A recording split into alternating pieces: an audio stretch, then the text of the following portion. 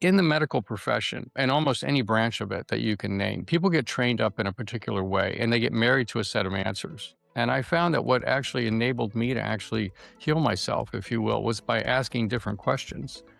And so the first question I started to ask was, I wonder how good I can be. I wonder how fit, how strong, how mentally sharp, how many years and decades can I carry that forward? Then it was, I wonder if we can crack the Hayflick limit. I wonder if we can live well beyond 120. Humans pretty much die out at 120, but can we actually crack that code? And then how do we live young for a lifetime? This is Doctor Talks.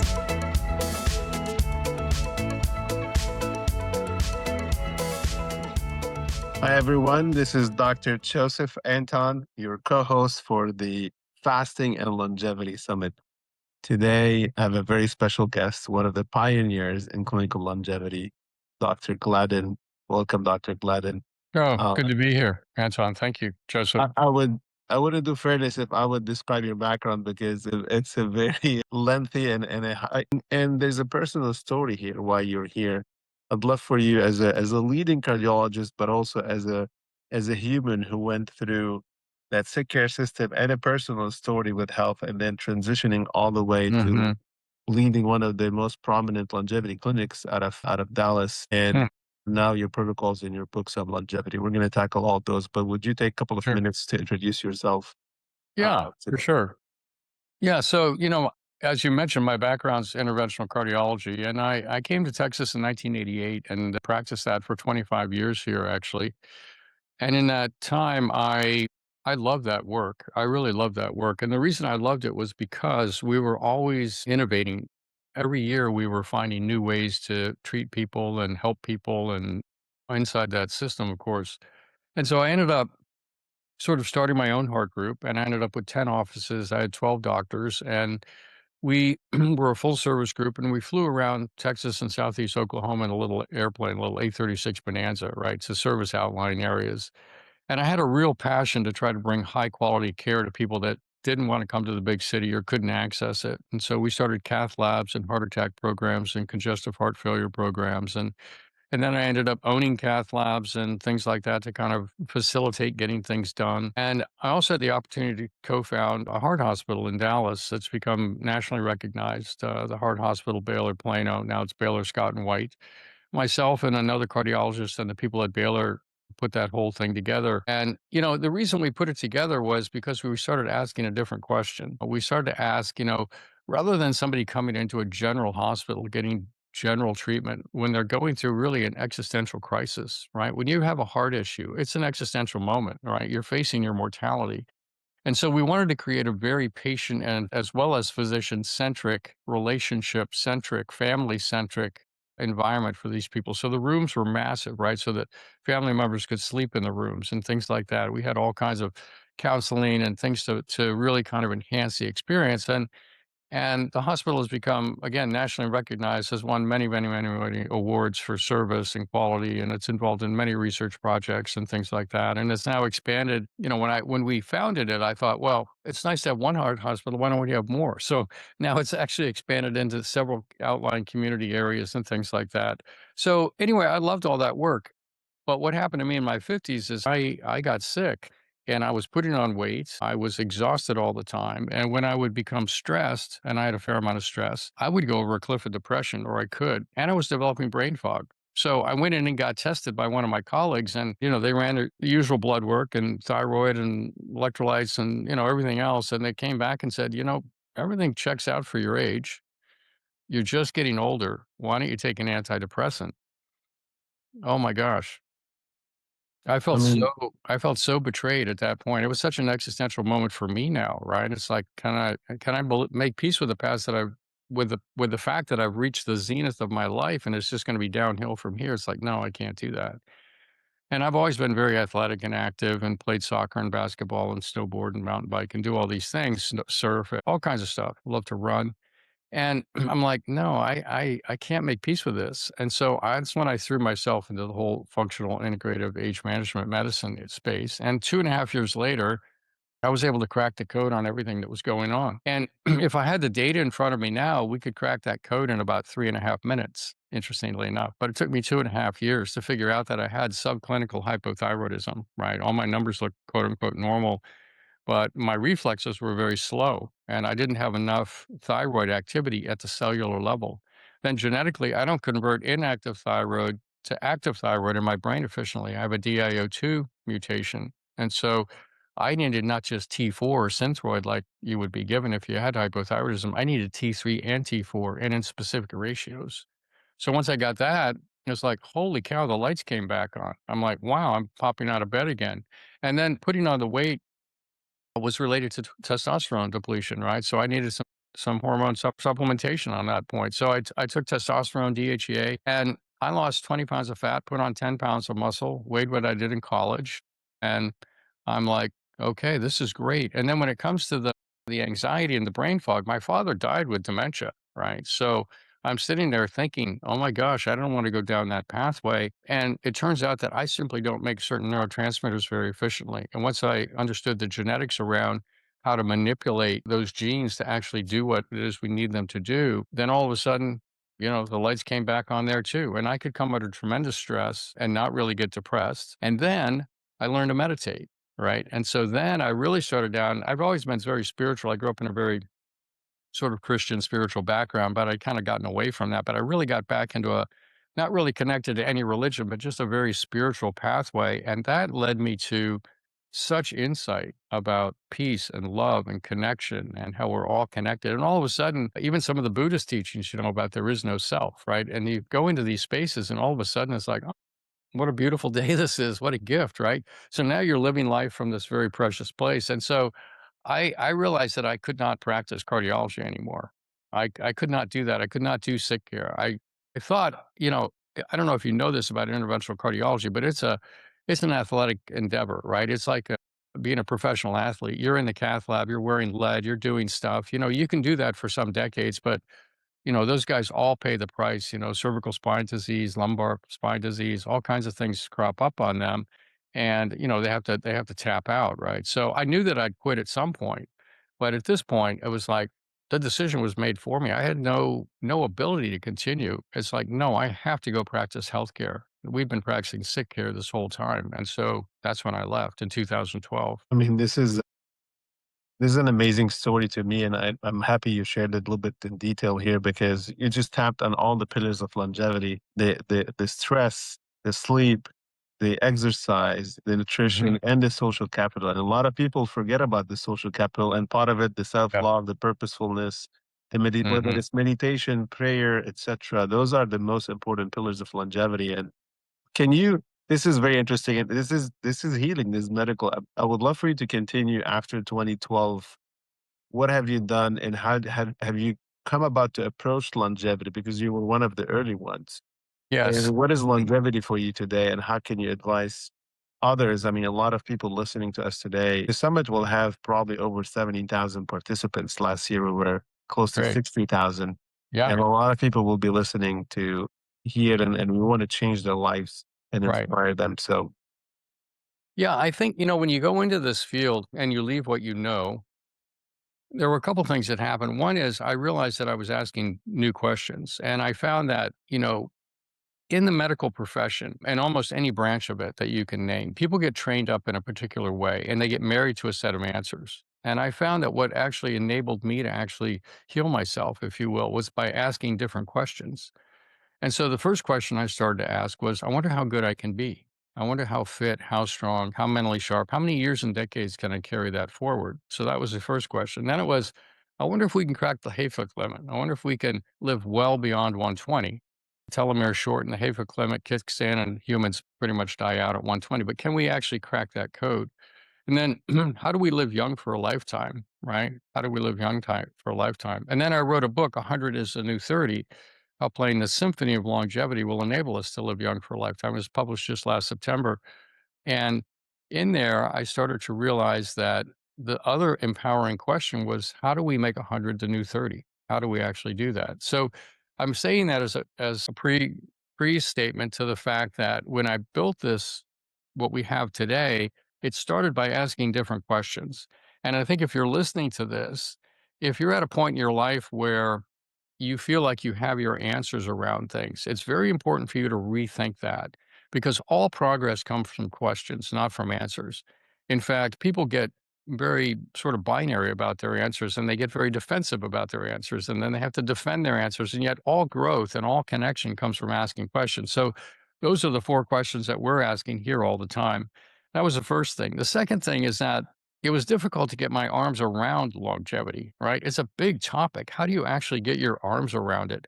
And so it came to me several years ago that there were really circles of areas that needed to be addressed. And the first circle was the life energy circle, which is really the psycho-spiritual space. And I go through this in great detail in the book. And there are lectures and other things I've given on this that have expanded on it even more. But that life energy circle is key.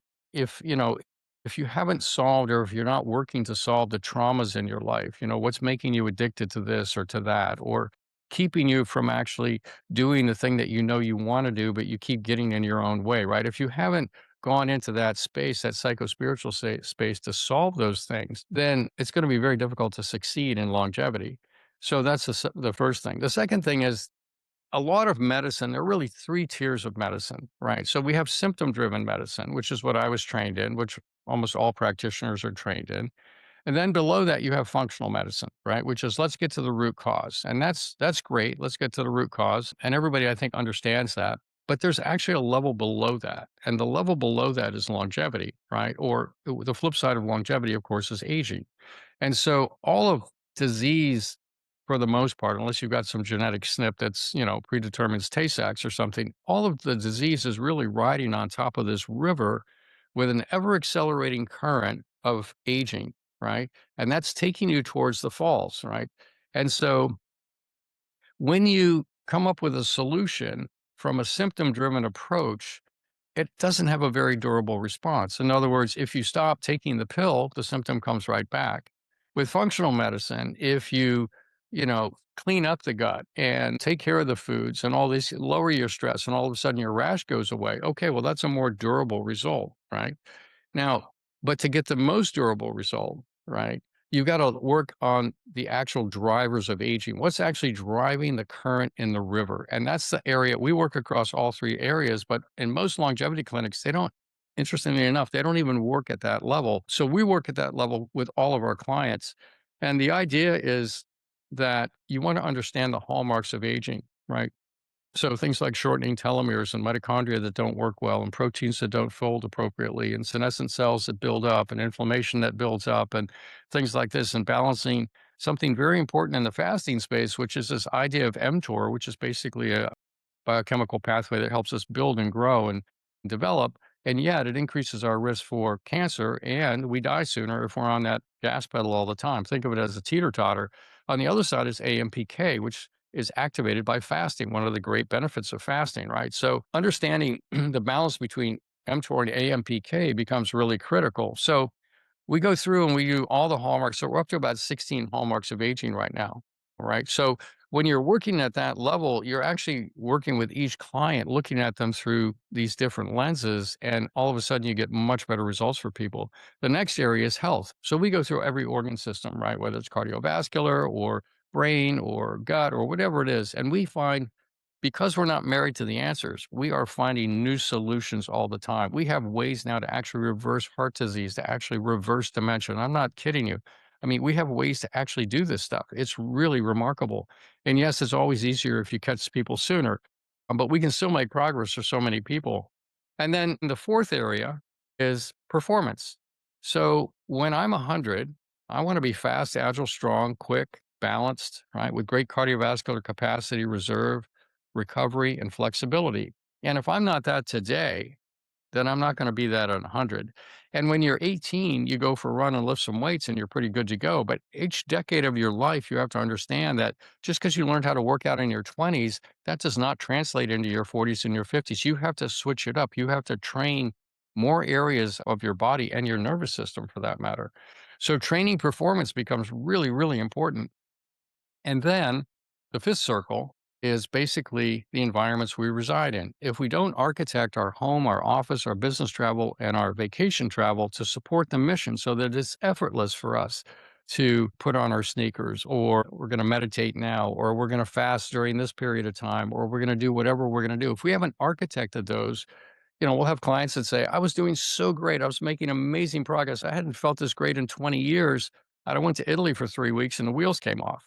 Right. So architecting those. So those five circles really become the construct for what we do. Yeah.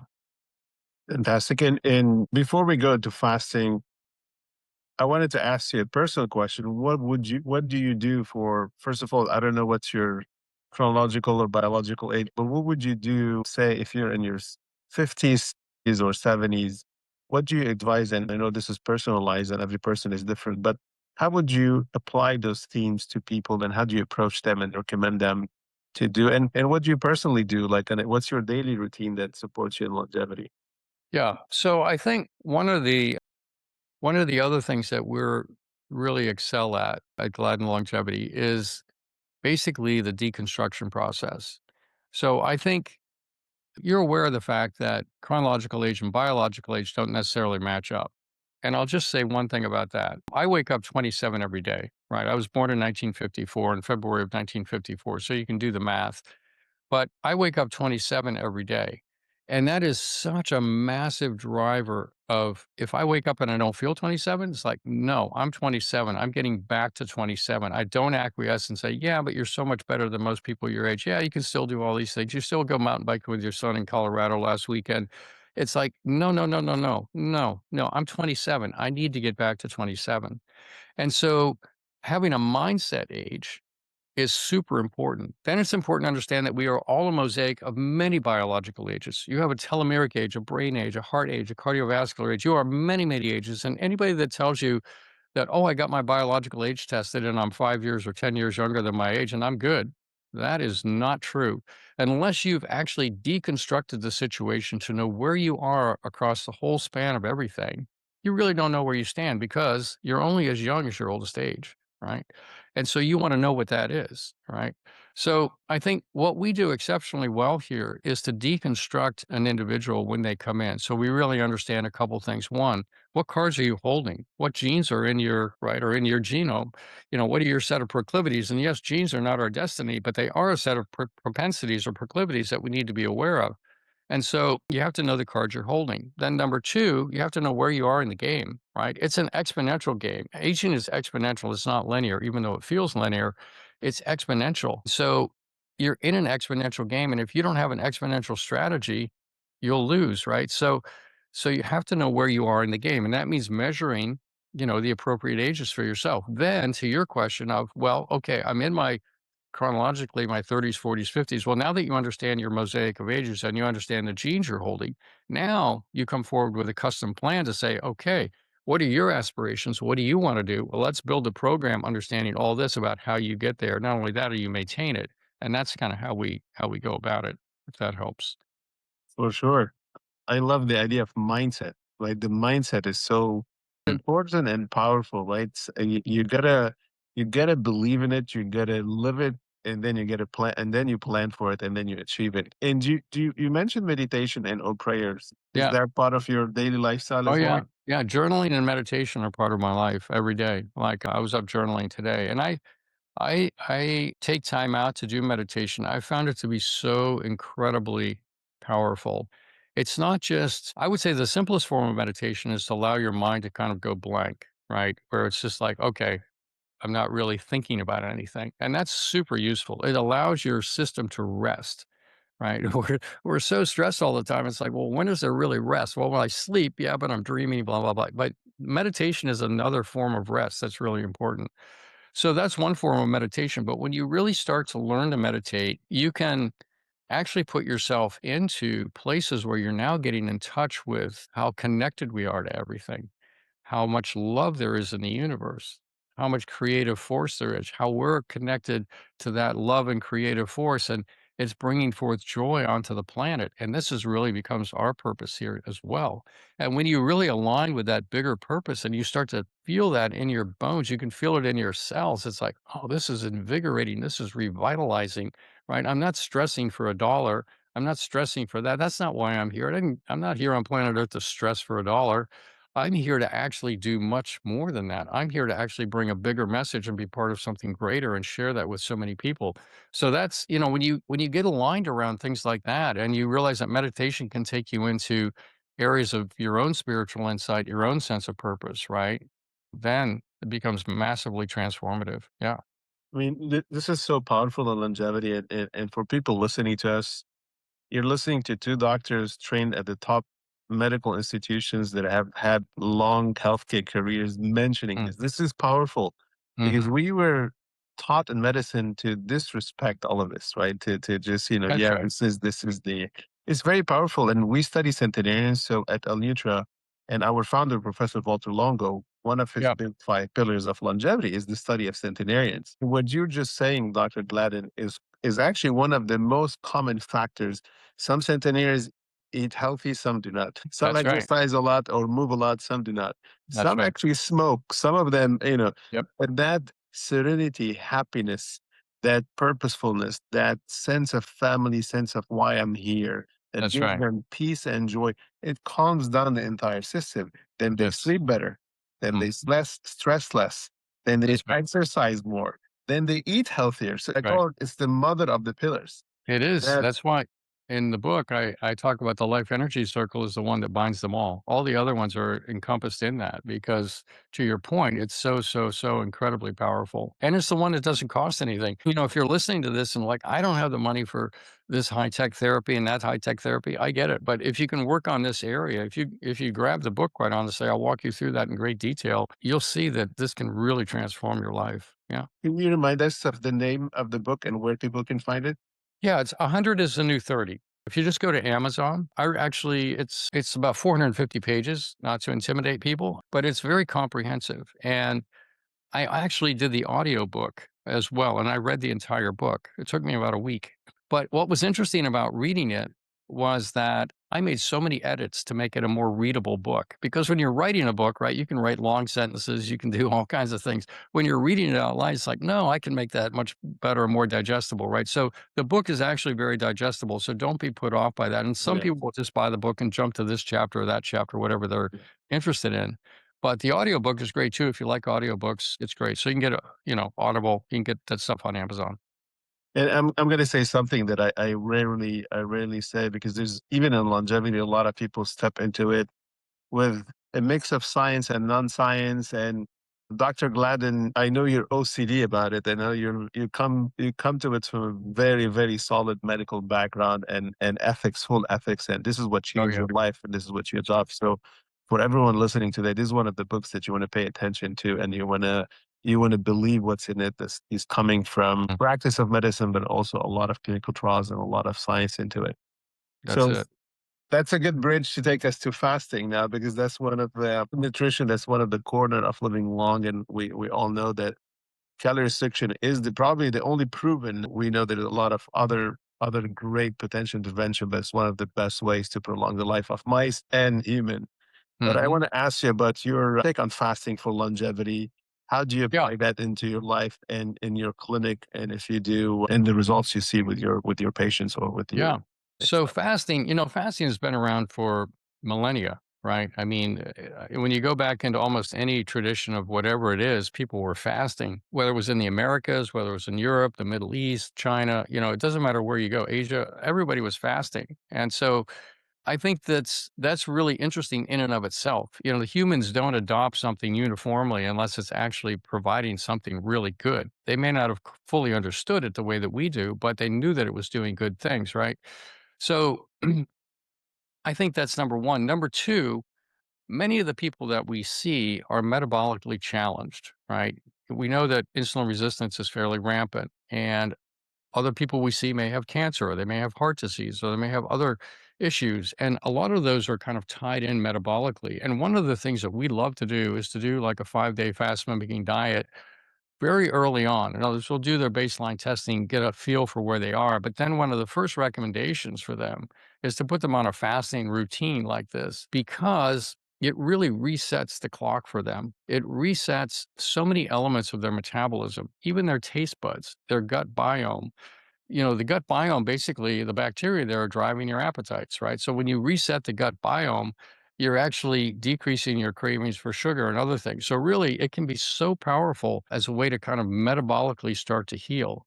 And so it's really, quite honestly, for our people, it's one of the very first things that we go to. And then, there are people that are not too far off. So maybe they do a 5 day, and then maybe, 2 months later they do another 5 day. But other people are challenged. They may do a 5 day monthly for 3 months, 4 months, even 6 months to really kind of get things reset and recovered. And I think if you're thinking about your own situation and you want to do, two things to really change your life, look at your mindset, right? For number one. Number two, really dive in on the fasting piece. Now, there's some interesting things on intermittent fasting, right? So everybody's into intermittent fasting, and that's an intriguing thing. There was an interesting paper that was published looking at people between 1999 and 2015. It was a cardiovascular study looking at cardiovascular events and disease and death. And what they found was they just happened to ask the question, okay, well, let's go back through our data. This wasn't the question they were asking on the front end, but they said on the back end, let's just go back and look at the data here and see what were people's eating habits, right? Who was eating 1 meal a day, 2 meals a day, 3 meals a day? Who skipped breakfast? Who skipped dinner? Who skipped lunch? And let's see how that mapped out. And it turned out that Yes. the people, right, that the people that ate 1 meal a day had an 80% increase in all-cause mortality and cardiovascular events. And it's like, my gosh, okay, well, that's a big wake-up call, right? And so we're not massive fans of, people trying to cram all their calories into one meal. And I think my take on that is we know the benefits of fasting, right? So how do you make sense of this study? Well, I think the way that I think about it is that we think of eating as being restorative, but eating is actually a stress. It's a big metabolic stress, particularly if you're going to take all your calories and jam them into one meal in 30 minutes or 45 minutes or even an hour. And so I think you can undo all the good of fasting by exposing yourself to that, big metabolic challenge and load. So we're bigger fans. If you're gonna intermittent fast, let's say you're gonna eat in a 6 hour window or an 8 hour window, whatever your window is, 10 hour window, it doesn't matter. Pick your window, but whatever it is, break up, have 4 or 5 smaller meals across that span rather than sitting down and say, oh my, and people are proud about it. It's like, no, I only eat one meal a day. It's like, really? Okay, well, tell me about that. So, anyway, I think if you're listening to this, think about your intermittent fasting in kind of a sane way. So, yeah. Yep. What we have studied and observed in centenarians is, when outside of the prolong and the 5 day fasting mimicking diet, which, Yes. most thought leaders, you know, as yourself supported push, the discussion on intermittent fasting, the shorter fast, is being debated today, right? And Hmm. what we know for sure is the circadian fasting, the 12 hours, right? The overnight hour That's right. is the probably the most safe and the most pro longevity, right? And you That's mentioned right. that you talked about the biological age of each organ. Each Hmm. organ needs to rest overnight. And what we don't realize is when we eat late at night, a lot of the intermittent fasters or the OMAD, the 1 meal a day, or those who shorten the window too narrow, they Right. end up eating and overeating the later part of the day. That's right. And during the night when you're sleeping and you're anabolic, your insulin is high, your insulin growth Mm. factors are high because of food. You match those with growth hormone that naturally increases during the night. And Right. insulin a little bit early in the morning, you're really anabolic at night and you're just reabsorbing and restoring that binge food that came to your body. And this is where we're seeing intermittent fasting failing longevity is when No, you're eating later in the day, when your body does not need the food, you're going to sleep. You're keeping your body awake because your digestive system is working while your that's brain right. and the body needs to sleep. And you're storing your anabolic, you're storing, and you push longevity through spiking insulin, IGF. You push aging, which is That's right. entire longevity. On the other side, what I call front-ended intermittent fasting, if you eat early in the evening, if you start your Yep. fast early, and I always say one of the secrets to longevity is sleep a little bit hungry. If you only do one thing, sleep a Yeah. little bit hungry. That's like for me 2/3 of longevity actually. And in addition of the social capital and the stress and the sleep, but it helps you sleep better, gain energy the next day, stress less, feel empowered. But the Yep. goal is to start your fast at 7 p.m. or 8 p.m. And then you can still the next day eat your Yeah. breakfast or your brunch. You would still do 12 to 14 hours, but you're not eating when you don't need the food. and you're feeding, because the studies are showing that the breakfast eating during day is important. This is where the essential organs of the body That's right. need to eat, right? The brain is mostly functional in the morning, the body, the going to work or going to the Hmm. gym. So you're matching food and requirements versus Yep. mismatching food, sleep, and requirements. And this is where now you can go back and make sense of all the intermittent fasting articles. Those who are observational, That's right. people skipping Mhm. breakfast and just pushing towards the end of the day, they're not doing very good in longevity. Those who are interventional fasting, we're telling them eat early at night and then still have your breakfast. So do front-ended intermittent fasting rather than tail-ended. They're actually having a much better cardiovascular profile, and which makes sense. This is how nature is circadian. When there's day, there's night. That's right. You don't eat overnight. That's your true fast. And we see this in a lot of centenarians. One of their biggest secret, they don't stay up at night. They don't snack at night. They don't That's right. order late night food. Is one of their biggest secrets, actually. That's right. The other thing that goes along with that, and I completely agree, is willpower, right? Your Yes. willpower is stronger in the morning and it's going to be weaker at night. I mean, Yeah. you run out, right? Nobody's eating ice cream at 9 o'clock in the morning, but a lot of people are eating ice cream at 9 o'clock at night. And Yes. so when you kind of understand that about yourself, it's like, okay, well, let me construct my day to where my biggest meal is not going to be dinner, right? Because I think if you want to do a bigger meal, do a bigger meal at lunch and then have something lighter at dinner, right? To your point, eat light, eat early, eat at 6, eat at 5:30 or something like that. Have some soup, drink some tea, do some things like this. And then, have that 2, 3 hour window before you actually go to bed, and going to bed early, to your point, hungry and cold, right, is really good. So we like cold rooms, we like chili pads, things like that. But Yeah. going to bed hungry and cold, it sounds counterintuitive. Why would I want to go to bed hungry and cold?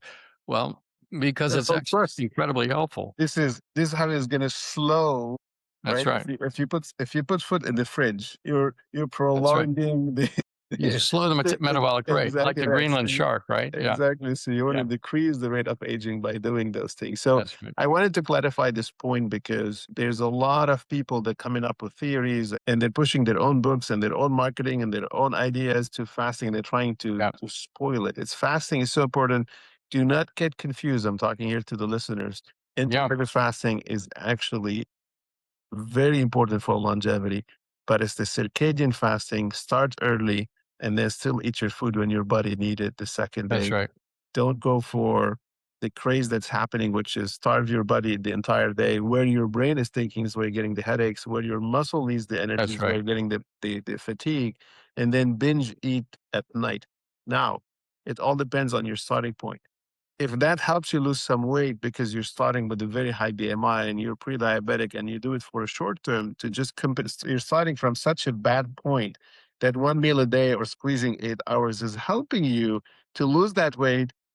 Okay to do it for that period. But once you get to that weight zone, you want to go back and rematch your body with sleep, front-ended intermittent fasting for longevity. So for some, they always tell me, hey, the 8 hours helped me. Yes, because they started with a lot of overweight. They were able to not over binge eat 8 hours. So that could be a transition, but it's not an ultimate longevity intervention. It's a short-term weight loss Yeah, intervention. I would Thinking, I would just add that we find that people that are looking to optimize body composition, right, which is less body fat, more muscle, that they do much better when they really kind of skimp on dinner. So if for you're going sure. to have that one meal, make it at lunchtime or split it between breakfast and lunch and then have something super light at dinner, because when you eat a big meal and go to bed, your body has nothing to do but store those calories, right? So you want to basically be taking in calories when your body's going to expend them. And the idea of, if you Yes. do have a meal, going for a walk for 30 minutes or something like that afterwards to help you, lower your insulin and your blood Yes. sugar, things like this, right? This becomes super important. But we're so culturally driven to have these big dinners, it really works against us. And yes, you Yeah. can make it social. Well, you can go to a big dinner, but just order an appetizer. Just order an appetizer and some chamomile tea. Enjoy the company, but don't get sucked into the idea that, oh, we're going to eat this big, massive feast. What America is suffering mostly from, Dr. Gladden, is not just the social and the big, but the re-snacking late at night, right? And That's right. this is what the life we built. Like you said, we're not here to stress to make a buck, but actually, this is what's 90% of people's life. We are stressing for work and we're staying up late at night and then we feel a little bit hungry, we open the fridge and we get another snack, or Yeah. we order an Uber Eat late at night, or It's we're the on worst. travel It's the for worst. work. That's the worst. There's the mini bar in the hotel rooms and we open and, they are made for people relatively educated with high income to travel, but when you open, they still have the M&Ms and the Snicker bars since 1960. They're still there, That's right. both That's of right. them. Which is a Everybody really, remembers them when they were a kid, right? So, yeah. yeah. Instead of a fast bar or something, it keeps you in a fasting state. They're overfeeding Mhm. you carbs, high carbs at night. That's right. So this is what we need to change. Is that first that double eating, because it's happening a lot. That late night snacking now it's made easy by Uber Eats, etc. And Mhm. go back to your dinner, and then if you can restrict a little bit your dinner, this is what's going to align the front ended intermittent fasting with your longevity. And I want to re-stress this because I speak a lot at conferences and webinars, and this is the biggest question I'm getting today, even from scientists and doctors. They say, hey, Mhm. we thought intermittent fasting was the best thing. There's some data now showing it might not be the best thing. It's just, That's yes, right. is the data that's It's people how that it's done. it's It's how how it's it's done. done. So this is it reemphasizes how timing is important, right? The fact that you can do Absolutely. it right or wrong means it's a powerful intervention. That's And when right. you do it right, it's very powerful for your longevity. So That's right. this is a very, very interesting and informative discussion. Thank you very, very much, Dr. Gladden, for your time today. Your story, Oh, your approach to longevity, what you're doing. I mean, you're one of the epicenter of longevity in the clinics. And for everyone listening here, if you're inspired, Dr. Gladden has again his clinic was. in Dallas. Mhm. Do you do virtual or telehealth, or it's mainly Oh, that's a okay? good question. So we do a lot of telehealth. However, in the state of Texas, mandated by the Texas Medical Board, there's a medical legal reason that we have to see people in the state of Texas to establish a physician-patient relationship. So people do need to come here. And quite honestly, if you come here, it enables us to do the testing for you that is very difficult to get done other Yes. places, and it's difficult to ever go to any lab Yeah. test now or Quest and actually get done. They always mess it up, and so we're literally sending samples around the world for people. So this is a comprehensive. If you're asking the question, how good can I be, right? And how do I make 100 to new 30? If you resonate with those questions, we're a good place to come. These are to change the brain set of people. These are the most important questions you want to ask in your life. There's nothing, and I remember always Warren Buffett, right? He's like, I'm successful in investment big time, but the only investment that I cannot replace is my body and my health, right? So That's he's right. like, it's That's worth right. everything. If we lose our body, our age, we lose everything. So this is definitely worth it. And The other thing I'll Mhm. just say this about that is that many people pay for this with pre-tax dollars through an HSA or through, they have an LLC and they run it through as a business expense, things like that. And the other thing to realize is that the return on investment is a thousandfold.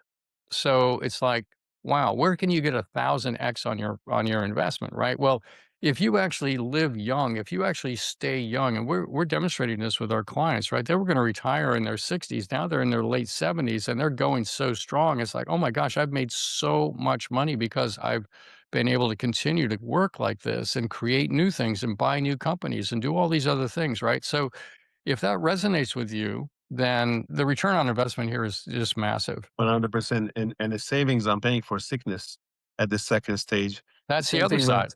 same Mhm. thing with Prolon and you're a big supporter and now we cross 15,000 doctors prescribing Prolon, recommending Prolon. The Yeah, same on Prolon, we say it's the exact cost of food otherwise, but plus you're getting all the benefits of your yeah. age and time. And we used to say you cannot buy time. I think now we can say you can start buying time. You can buy Yes. time and youthfulness, Yeah. so that's it. Dr. Gladden, thank you very much for the wealth of knowledge today and for sharing your experience and Mm, supporting people. Hopefully, we changed somebody's life today. And yeah, I'm pretty sure we'll see you soon on a different episode. I love that. That's why we're here. Change lives. Thank you. Thank you very much. My pleasure. Thank you for tuning in to Doctor Talks. We hope today's episode has enlightened and inspired you on your path to optimal health. Each day is a new opportunity to make choices that empower your well-being. For more insights and strategies, subscribe to our podcast and visit our website, www.drtalks.com. Stay connected, stay healthy, and join us next time on Doctor Talks. Real talks from real doctors on the issues that matter to you most.